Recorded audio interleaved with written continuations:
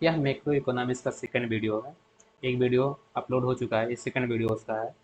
तो इसमें हम चैप्टर वाइज चल रहे हैं। जैसे अभी नेचर ऑफ इकोनॉमिक्स चल रहा है, इसके बाद डिमांड ऑफ इकोनॉमिक्स चलेगा, ठीक है। तो सेकंड वीडियो में, फर्स्ट वीडियो में 41 क्वेश्चन किए थे, सेकंड वीडियो में 42 क्वेश्चन शुरू करेंगे। 42 क्वेश्चन है। The term of macro economics was coined and used for the first time. Macro economics जो शब्द है, इसको फर्स्ट टाइम किसने बनाया और फर्स्ट टाइम किसने यूज किया, तो ये है रैगनर फ्रिश। रैगनर फ्रिश ने इसको फर्स्ट टाइम गढ़ा था और फर्स्ट टाइम बनाया था। इन्होंने, रैगनर फ्रिश ने ही मैक्रो एंड मैक्रो इकोनॉमिक्स जो दोनों शब्द हैं वो दोनों दिया था, ठीक। जैसे macro economics deals with the economy as whole. Macro economics क्या करती है, पूरे इकोनॉमी की डील करती है। And micro economy study of is the done from the individual point of view. जबकि माइक्रो इकोनॉमी क्या है, वो क्या करती है, इंडिविजुअल पॉइंट ऑफ व्यू देखती है, जबकि macro economy whole point of view देखती है। सेकेंड नंबर क्वेश्चन है 43। Market economy rely on which of the following allocated scarce resources. तो मार्केट इकोनॉमी जो निर्भर करती है, वो एलोकेटेड होती है स्केयर रिसोर्सेज, वो किस पर होते हैं, रिलेटिव प्राइस। रिसोर्सेज स्केयर होंगे तो क्या हो जाएगा, उसका अल्टरनेटिव खोजा जाएगा। उसका रिलेटिव क्या है, तो वो किसी, कोई रिसोर्सेज ये स्केयर है तो उसका रिलेटिव क्या है, मतलब उसके रिलेटिव गुड्स क्या है, उसकी प्राइस पर डिपेंड होता है, ठीक। 14 नंबर 3, तो इसका आंसर हो जाएगा 43 का relative price, C. The market economy depend upon the relative price of goods when allocation is scarce resources good and services allocated in market economy through influence the price of production consumption. 44 number question. Almost all of the countries of the present world have adopt this system. इसमें कह रहा है पूरे world में जो system adopt किया गया है पूरे कंट्री में, वो कौन सा सिस्टम अडॉप्ट किया जा रहा है, तो वो है मिक्स्ड इकोनॉमी। कोई कोई कंट्री क्या थी, वो कैपिटलिस्ट इकोनॉमी हुआ करती थी, जैसे यूएसए और रसिया जो थी वो क्या थी, वो नहीं, वो कैपिटलिस्ट थी और वो कैपिटलिस्ट थी। यूएसए क्या था, यूएसए कैपिटलिस्ट इकोनॉमी था और रसिया थी सोशलिस्ट इकोनॉमी। लेकिन यूएसए में क्या होगा, यूएसए में सोशलिस्ट इकोनॉमी आ गई और दोनों मिक्स हो गया, और रसिया में भी कैपिटलिस्ट आकर वो मिक्स हो गया। तो जितनी भी कंट्री हैं वो क्या प्रेजेंट समय में क्या है, अडॉप्ट कर ली है मिक्स्ड इकोनॉमी। भारत पहले से ही मिक्स्ड इकोनॉमी था। 45 नंबर क्वेश्चन क्या है, basic question in economics as a subject centre around. तो बेसिक क्वेश्चन क्या है, इकोनॉमिक कौन सा सब्जेक्ट सेंटर अराउंड उसके आसपास चीज़ें घूमती रहती, तो क्या नन ऑफ दिस, इसमें आंसर नहीं। क्योंकि इनकम होता नहीं, एक्सपेंडिचर होता नहीं, मतलब इक्विटी, ये सब मिला के होता है। ऐसा कुछ नहीं है कि मतलब एक कोई ऑप्शन होगा। तो economics as a subject focus of various various area such as supply, supply हो गया, डिमांड हुआ, मार्केट स्ट्रक्चर हुआ, इन्वेस्टमेंट हुआ, कंजप्शन हुआ। But main question in economics such subject resources allocation. Economics exam में how the limited resources are allocated meet unlimited वार।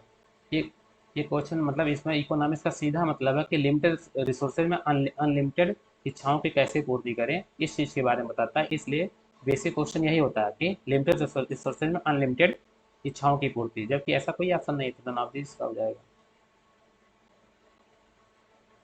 46 क्या है, unit price of land, labour and capital R study, किसकी study कर रहा है। तो जब यूनिट यूनिट बोल दिया, मतलब एक इंडिविजुअल की बात कर रहा है। जब जहाँ यूनिट आ जाए, इंडिविजुअल आ जाए, तो इस चीज़ की स्टडी होती है, क्या होती है, माइक्रो इकोनॉमिक्स में होती है। मैक्रो में क्या होगी, प्राइस लेवल, पूरी इकोनॉमी, ऐसे कुछ रहेगा, तो वहाँ मैक्रो में होगा, ठीक है। ये करंट का क्वेश्चन 47, इसका कोई मतलब नहीं है। 48 number question, according to classical development theories the key of progress. Classical में जो थ्योरी डेवलप की गई है, उसकी कौन सी की थी जिससे वो थ्योरी प्रोग्रेस करती है, तो क्या, लेजर थ्योरी। क्लासिकल बोलते हैं गवर्नमेंट का हस्तक्षेप नहीं होना चाहिए, गवर्नमेंट हस्तक्षेप नहीं करेगी तो कोई इकोनॉमी बेहतर काम करेगी। डिमांड एंड सप्लाई पर इन एडम स्मिथ क्या बोलते हैं कि इनविजिबल हैंड होगा, किसी भी इकोनॉमी में डिमांड एंड सप्लाई काम करेगा और उसमें एक इनविजिबल हैंड होगा, वो अपने आप मार्केट मैकेनिज्म को हमेशा करेक्ट कर लेगी। और जब करेक्ट कर लेगी तो उसमें जरूरत नहीं कि गवर्नमेंट उसमें इंटरवेंशन करे।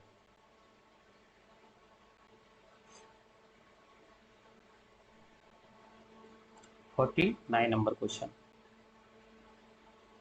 49 नंबर क्वेश्चन है, macro economics is a study of economics that deals with.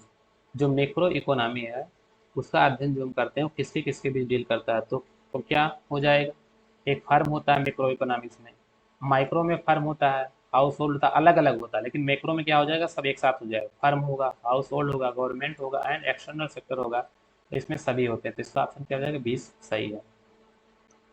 Third fundamental theorem of welfare economics assume that there are no.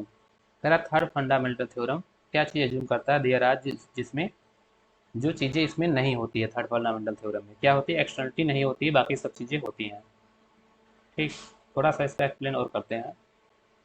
तो इसको हम जब एक्सप्लेन करेंगे तो third fundamental theorem of welfare economics also known as second welfare theorem. Third fundamental theorem को हम second welfare fundamental theorem बोलते हैं। Assume the absent of externality certain market imperfection. ये थ्योरम एज्यूम करता है कि परफेक्ट कंपटीशन होगा और एक्सटर्नलिटी और सर्टेन इम्परफेक्शन जो है मार्केट में ये चीज़ें नहीं होंगी, इस ये एब्सेंट होनी चाहिए। It does not assume absent of economies of scale. और यह थ्योरी क्या करती है कि economies of scale, diseconomies of scale इसको मानती है, इसको एब्सेंट करने की बात नहीं करती, क्योंकि economies of scale, diseconomies of scale उस जो फैक्टर लगे होते हैं उस फैक्टर के अंदर होता है, तो ये चीज़ें एब्सेंट नहीं होगी। एब्सेंट क्या होगा, एक्सटर्नलिटी होगी। क्यों, हमको परफेक्ट कंपटीशन में पाना है और परफेक्ट कंपटीशन जब पाएंगे तो वहाँ डिमांड एंड सप्लाई इक्वल होगा।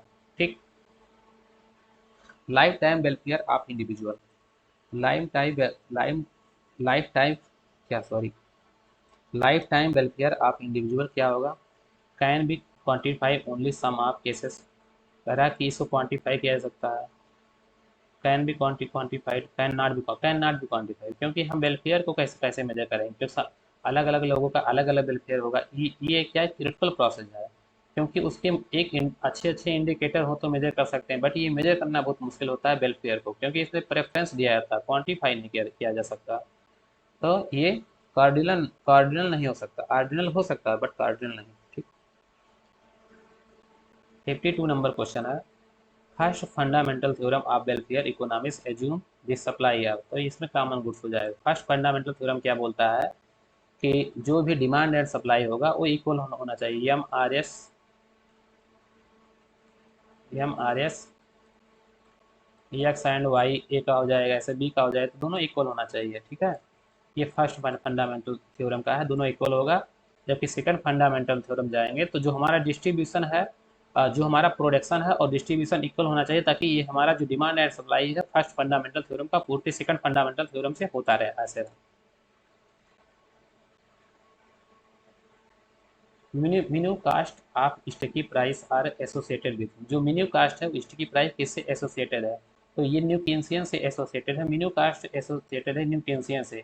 न्यू केन्सियन में क्या आता है, न्यू केन्सियन में आते हैं, हाँ, मेन्यू कास्ट।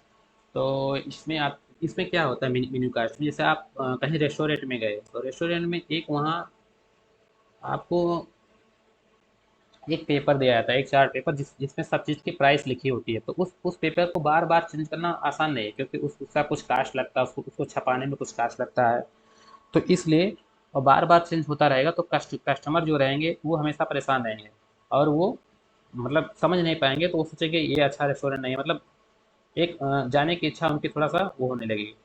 तो इसलिए प्राइस को स्टिकी किया जाता है, कुछ दिन तक प्राइस को स्टिकी किया जाता है। तो इसमें बहुत चीज़ें शामिल होकर फिर प्राइस स्टिकी होती है। ठीक है, क्या क्या चीज़ें इसमें लिखा है कि नहीं एक्सप्लेनेशन में।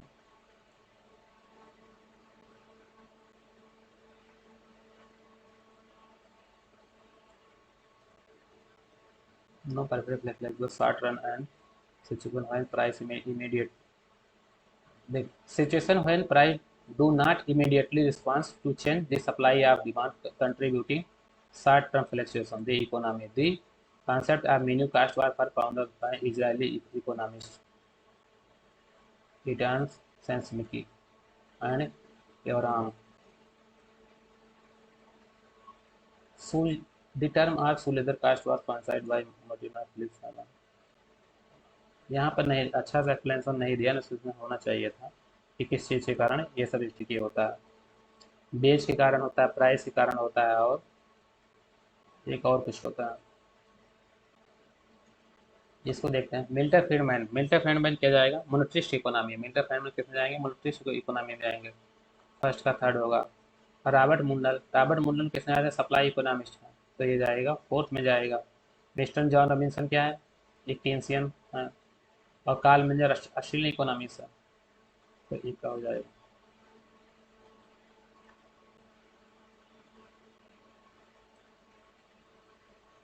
In marginal utility analysis, the price of commodity is determined by utility.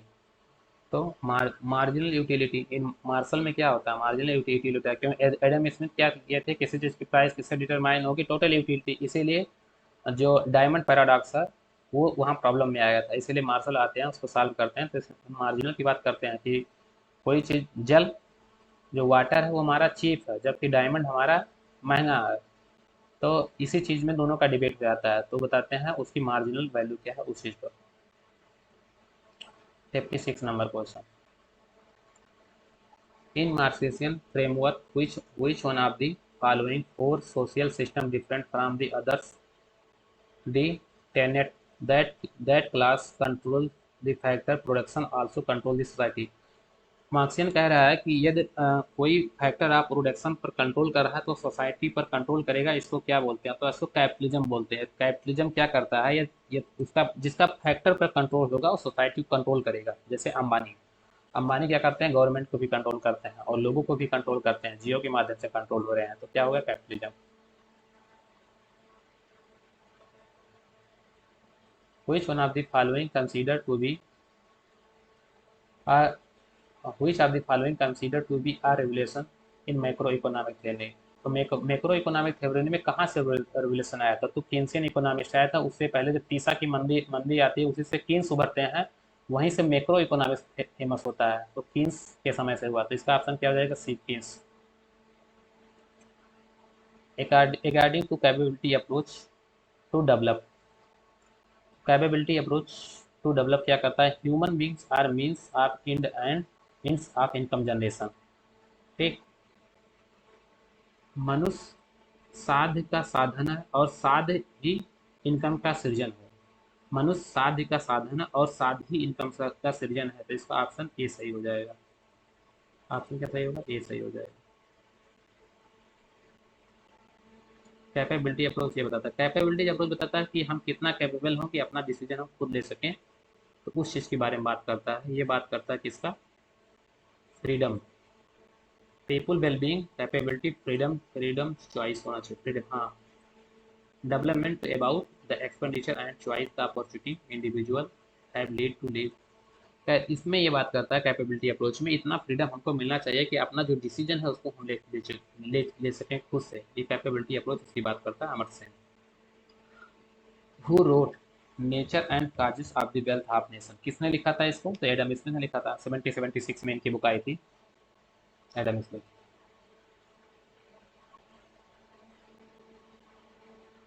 60 number question है। The main problem of economics is है। तो मेन प्रॉब्लम इकोनॉमिक्स क्या है? Choice making. Choice making main main problem economics की है। हम कैसे क्या चीज़ करेंगे। इंडिविजुअल बिहेवियर जब करता है तो रिसोर्सेज के साथ अल्टरनेटिव यूज क्या है उसका, कैसे कहाँ पर यूज करें, उस चीज़ के बारे में। तो चॉइस मेकिंग मेन प्रॉब्लम है। 61। Micro economics concern with. Micro economics किससे संबंधित है? तो micro economics theory of inflation ये होगा नहीं, क्योंकि ये theory of inflation macro economics का पार्ट होगा। थ्योरी ऑफ इकोनॉमिक डेवलपमेंट, जब थ्योरी की बात हो गई इसका मतलब होगा नहीं कि मैक्रो में चला गया। थ्योरी ऑफ कंजप्शन, इसका मतलब मैक्रो में चला गया, नहीं होगा। माइक्रो में क्या होगा? Commodity pricing. एक इंडिविजुअल की बात कर रहा है, तो इसका आंसर डी सही है। ठीक।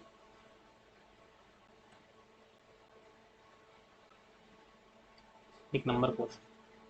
62 number question, which of the following variable is not consider as the flow variable in economics analysis. कौन सा ऐसे वेरिएबल है जो फ्लो वेरिएबल में कंसीडर नहीं किए जाते हैं? तो वो है क्या? Money supply and public debt. Money supply और पब्लिक डेट क्या है? ये स्टॉक वेरिएबल है, ना कि फ्लो वेरिएबल है। इसको हम देख सकते हैं।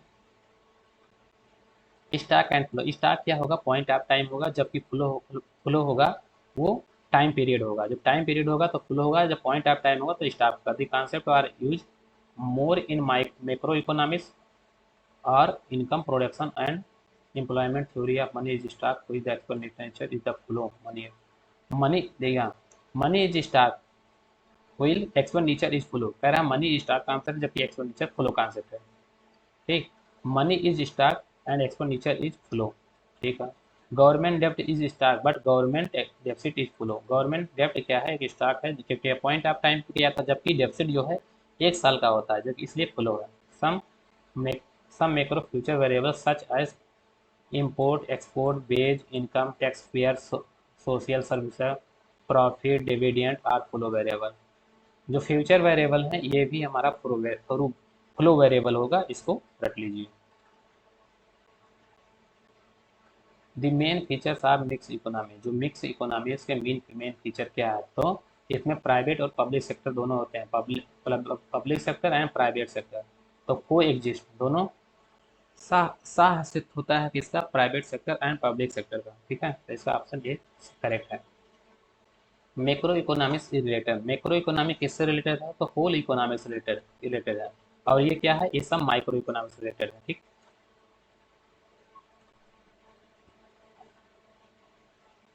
65 नंबर क्वेश्चन है, competition are something lead to realisation. Competition क्या करता है?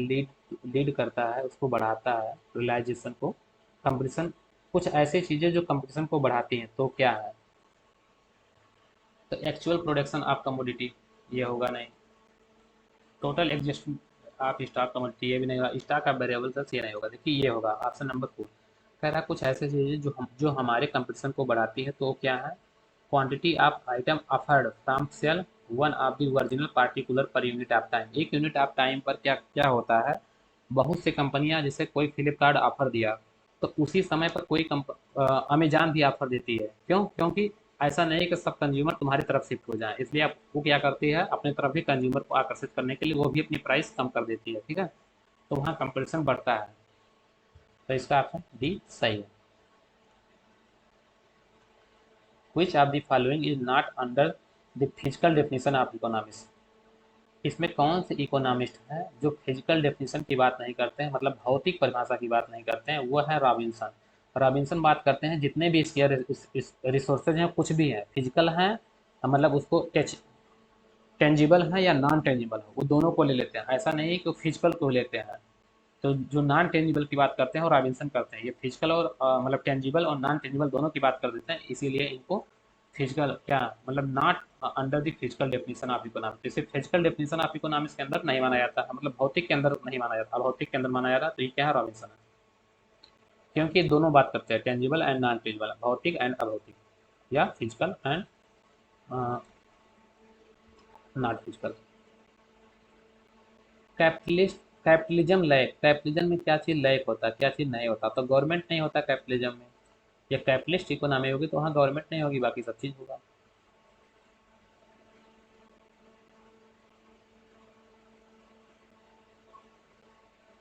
इन सोशलिस्ट सोसाइटी में क्या होता है? प्लानिंग होता है। सोशलिस्ट सोसाइटी में क्या होता है?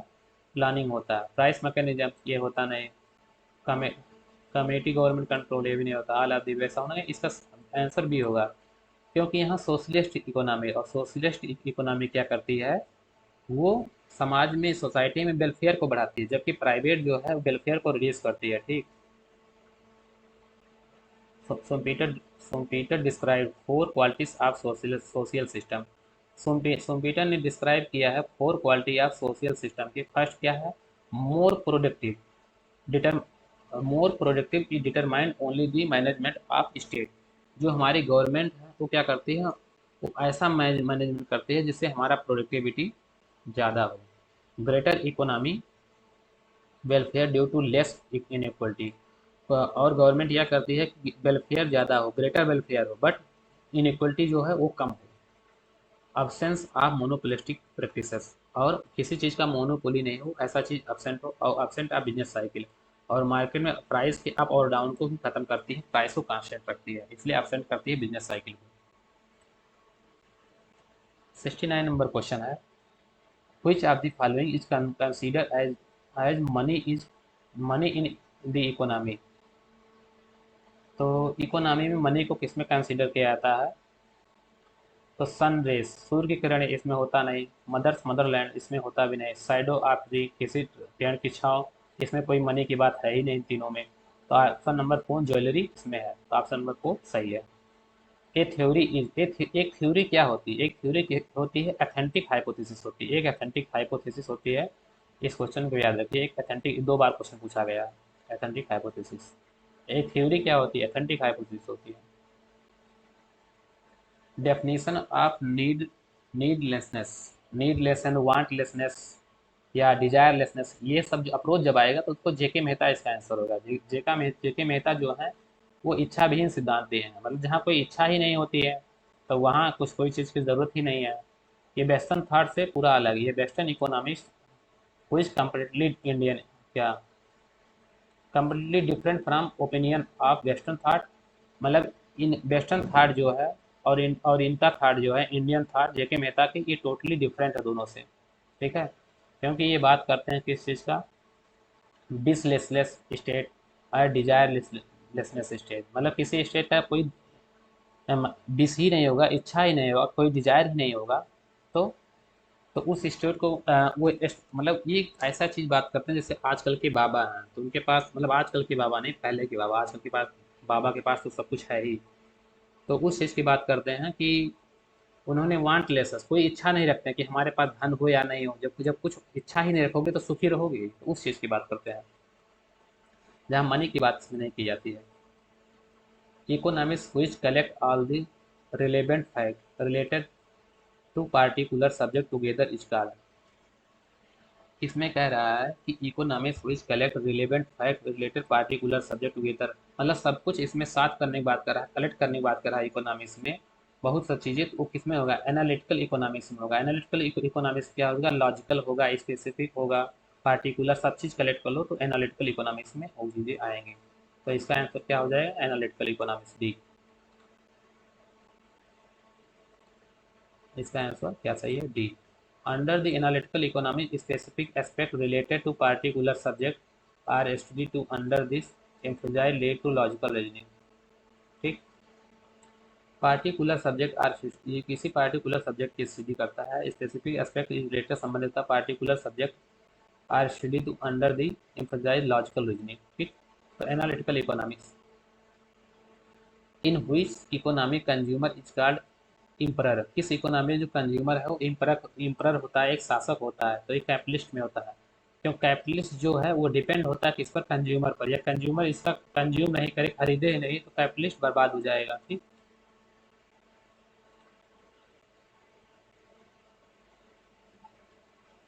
Lack of money is related, lack of money is related as travel travel for public as lack of work.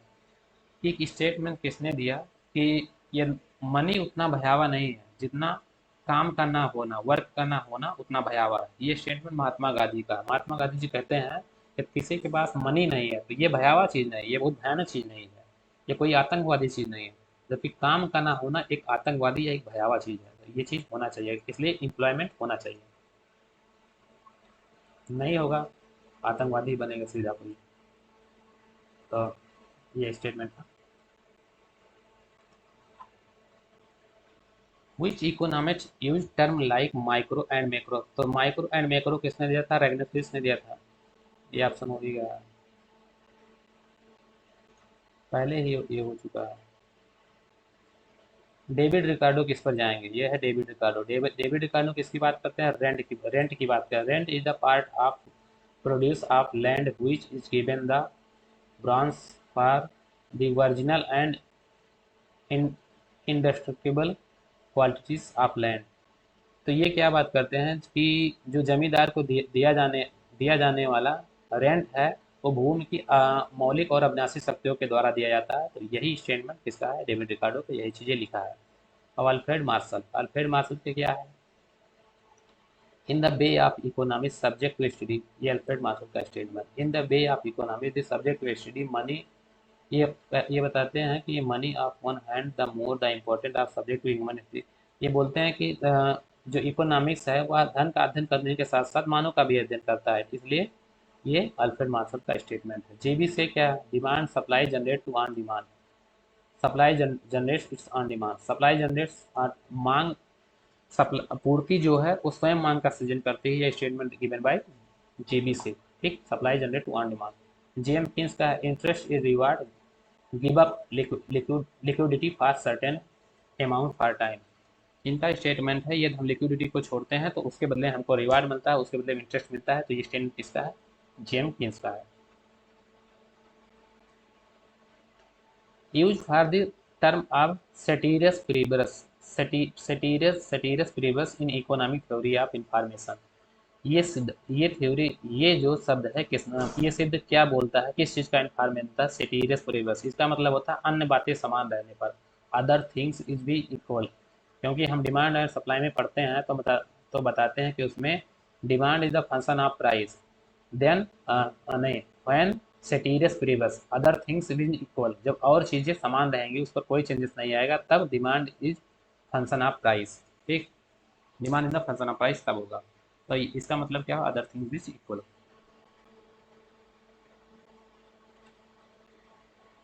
79 number question है, the effectiveness by which of the available profitable market opportunity are fully exploited is called। तो ये हो जाएगा इसका Y efficiency. Y efficiency इसका answer सही है B.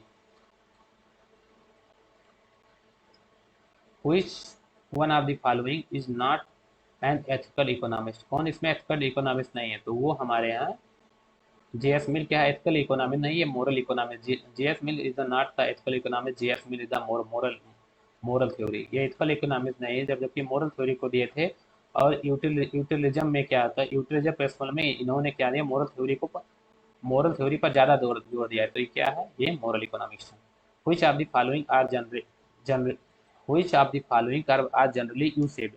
कौन सा कर्व है जो जनरली यू शेप का होता है? तो सभी कर्व होते हैं, केवल एवरेज फिक्स कास्ट नहीं होता, क्योंकि एवरेज फिक्स कास्ट ऐसे जाता है, ये टच नहीं करता लास्ट में जाकर ये एक्स को, लेकिन ऐसे ही गिरता रहता है।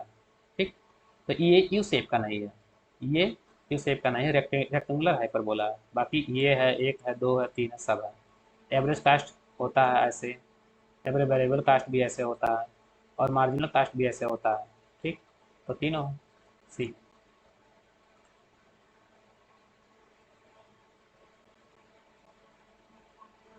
82 नंबर क्वेश्चन देखते हैं। Micro economics study how an independent entrepreneur determines in economy. तो इसमें क्या होगा? माइक्रो इकोनॉमिक्स जो इंटरप्रेन्योर है, इंडिपेंडेंट कैसे डिटरमाइन करता है, मतलब इकोनॉमी में सब चीज़ें। हाउ एन इंडिपेंडेंट, तो क्या हो जाएगा? एक इंडिपेंडेंट अर्थशास्त्र मतलब इंटरप्रेन्योर इकोनॉमी का निर्धारण कैसे करता है? तो प्राइस ऑफ गुड्स से करेगा, प्राइस ऑफ सर्विसेज करेगा, वैल्यू ऑफ इकोनॉमिक रिसोर्स से करेगा, ऑल ऑफ द अबव करेगा। क्योंकि माइक्रो है तो माइक्रो में एक एक चीज से करेगा, तो सभी से करेगा, तो ऑल ऑफ द अबव होगा।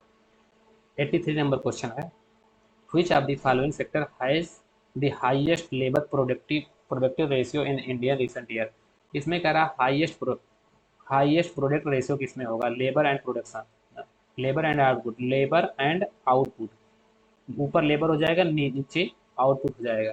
मतलब लेबर ज़्यादा हो, आउटपुट कम हो। तो ये हाईएस्ट किस में होगा? एग्रीकल्चर में। एग्रीकल्चर में लेबर ज़्यादा होते हैं, आउटपुट कम होता है। तो यहाँ लिखा भी है highest labour product ratio. Product ये है हमारा, उत्पाद ये है, ठीक, और लेबर ऊपर है। लेबर ज़्यादा हो गया, प्रोडक्ट कम हो गया, तो हाईएस्ट हो गया। तो एग्रीकल्चर में होता है इस तरह।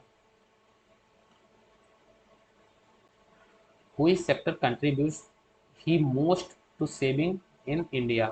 कौन सा सेक्टर ऐसा है जो अत्यधिक सेविंग करता है इंडिया में? तो डोमेस्टिक सेक्टर है। और डोमेस्टिक सेक्टर में सेविंग करने वाले कौन कौन से सेक्टर है? डोमेस्टिक सेक्टर हो गया, प्राइवेट सेक्टर हो गया, पब्लिक सेक्टर हो गया, ये सेविंग करते हैं।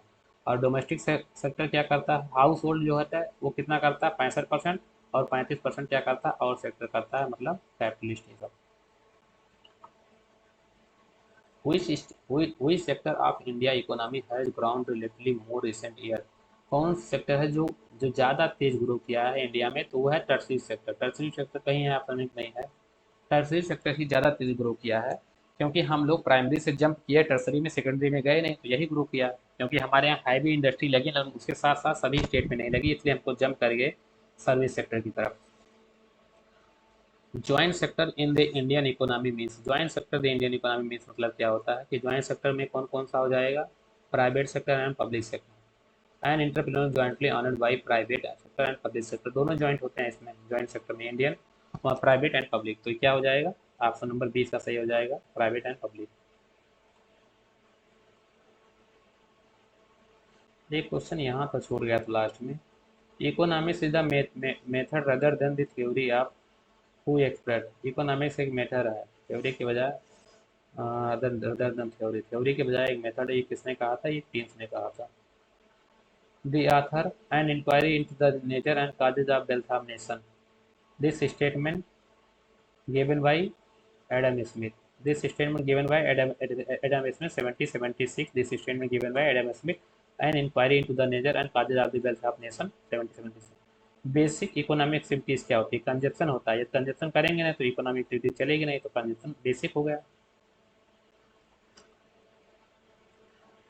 90 नंबर क्वेश्चन देखते हैं। Which is not means of production, इसका मतलब होता है मतलब इसमें कौन सा चीज़ है जो प्रोडक्शन से संबंधित नहीं है? तो रॉ मटेरियल है, लेबर है, बिजनेस है, करेंसी जो है ये नहीं है। ठीक, करेंसी से कोई चीज़ें हम परचेज तो कर सकते हैं, बस प्रोडक्शन ये थोड़ा ना करती है, इसलिए ये नहीं है। Which features is not related to Indian economy, कौन सा फीचर इसमें जो है जो इंडियन इकोनॉमी से रिलेटेड नहीं है? तो अनबैलेंस बिजनेस पार्टनर्स स्ट्रक्चर, ये तो है ही। मैसिव प्रेशर ऑफ पॉपुलेशन, ये भी है, ज़्यादा पॉपुलेशन का प्रेशर इंडिया पर। Dependent on the foreign aids, ये भी हम डिपेंडेंट है। But efficient and honest administration, ये नहीं है। हमारे यहाँ प्रशासन इतना ईमानदार तो नहीं है, तो ऑप्शन नंबर बी सही हो जाएगा। चोरे भरा है तो ईमानदार का है। Who propounded the idea of economics remain the neutral between in the ends, ये आइडिया किसने किसने दिया कि जो इकोनॉमी है, जब अपने साध्य को प्राप्त करते हैं तो उसके बीच में सभी चीज़ें फिर लास्ट में जाकर क्या हो जाती हैं? इक्वल हो जाती है, रिमेन सेम हो जाती है, न्यूट्रल रहती हैं। तो ये आइडिया देता है किसने? ये रॉबिन्स ने देते हैं। रॉबिन्स कहते हैं यदि अपने साध्य तक पहुंच रहे हैं तो उसके उसके बीच में क्या होगी? इकोनॉमिकल भी चीज़ें आएंगी और अन इकोनॉमिकल चीज़ें आएंगी, और दोनों को प्लस माइनस कर दो तो जितना इकोनॉमिकल आएंगे उतना अन इकोनॉमिकल आएंगे। इसलिए हमको जब साध्य पर पहुंचेंगे अपने अपने साध्य पर, तो वो चीज़ें हमारी इक्वल हो जाएंगी। ठीक,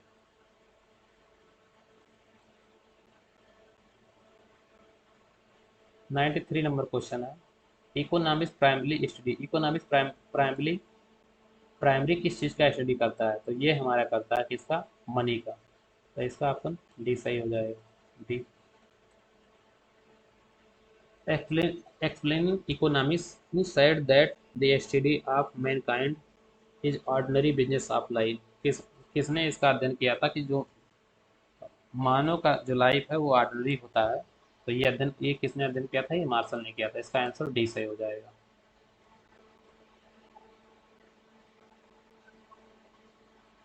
95 नंबर क्वेश्चन है। Economics is the science of choice, this statement, ये तो जॉन रॉबिन्सन का ही स्टेटमेंट है। जॉन रॉबिन्सन स्टेटमेंट ये बोलते हैं, ये according to John Robinson economics is the science of choice, the famous British economy Lord Robinson. तो ये क्या है? इनका इनका डेफिनेशन में ही है कि इकोनॉमिक्स क्या है? Economics is the science of choice. 96 number, for which definition of economics has been criticized the disgusting science, किसने कहा था कि किसने इस चीज़ को, किसने कौन सी मतलब किस डेफिनेशन को किसने क्रिटिसाइज किया कि ये एक बेहुदा साइंस है या मतलब बेकार या घृणित परिभाषा है? तो घृणित परिभाषा इस चीज का जो क्रिटिसाइज किया गया था, wealth of economics is the study of wealth, क्योंकि एडम स्मिथ ने बोला इकोनॉमिक्स क्या है, इकोनॉमिक्स स्टडी ऑफ वेल्थ। तो इसको लोगों ने बाद में आकर क्रिटिसाइज किया और बोला एक घृणित परिभाषा है, एक डिस्गस्टिंग साइंस है। और डिस्गस्टिंग साइंस जो बोला गया, ये आपका नंबर डी सही है। तो इसी को बोला गया था कि क्योंकि इकोनॉमिक्स जो है केवल वेल्थ का ही अध्ययन नहीं करती, उसके साथ साथ मानव के जीवन का अध्ययन करती है, बहुत चीजें अध्ययन करती है। मतलब जो टेंजिबल है, नॉन टेंजिबल, उसका भी अध्ययन करती है, टेंजिबल का ही अध्ययन नहीं करती है। क्योंकि बहुत लोगों ने टेंजिबल ही बोला, वेल्थ को ही बोला कि जो चीज टेंजिबल है, कुछ लोगों ने वेल्थ का बोला। तो ये डिस्गस्टिंग साइंस है। Trade trade is the engine of growth is propounded by, ये किसने दिया था, trade is the engine of growth, ये given by Alfred Marshall and Adam Smith ने बोला था trade is the engine of growth. अभी यहाँ एक ऑप्शन और लिख सकते हैं, केन क्रॉस ने बोला है कि trade is the engine of growth. तो अल्फ्रेड मार्शल, एडम स्मिथ और केन क्रॉस, इन सब ने बोला है कि trade is the engine of growth.